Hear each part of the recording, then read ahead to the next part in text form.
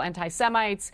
It's a list that contains individuals who are sometimes very aggressively critical of a foreign country's government, and that would be the country that's currently engaging in multiple wars in an effort to annex more land and territory that doesn't belong to them. And of course, that's Israel. And if anyone's under the impression that putting me on lists is going to dissuade me from speaking the truth about what's going on in the Middle East, they'd sadly be mistaken. And I know a little information about the grotesque woman behind Stop Anti-Semitism, which we can talk about a little bit if you'd like.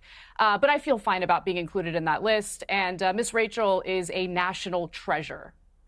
Well, let's come to the case against her before I go to my other panelists. The Stop Anti-Semitism citation for Miss Rachel's nomination states since earlier this year, Ms. Rachel has published Hamas propaganda to millions, sharing debunked images, inflated casualty claims, and almost entirely ignoring Israeli child victims. My point to you, Jake Donnelly, she's entitled, if she wants, to give more attention to kids in Gaza than Israeli kids. If she completely ignored what has happened to Israeli children, that's one thing. But if she's acknowledged it, but chosen to give more of her time to Gazan children, that doesn't make her anti-Semitic. No, it doesn't. And first up, Pierce, thank you so much for having me on. I really do appreciate the opportunity to speak about this.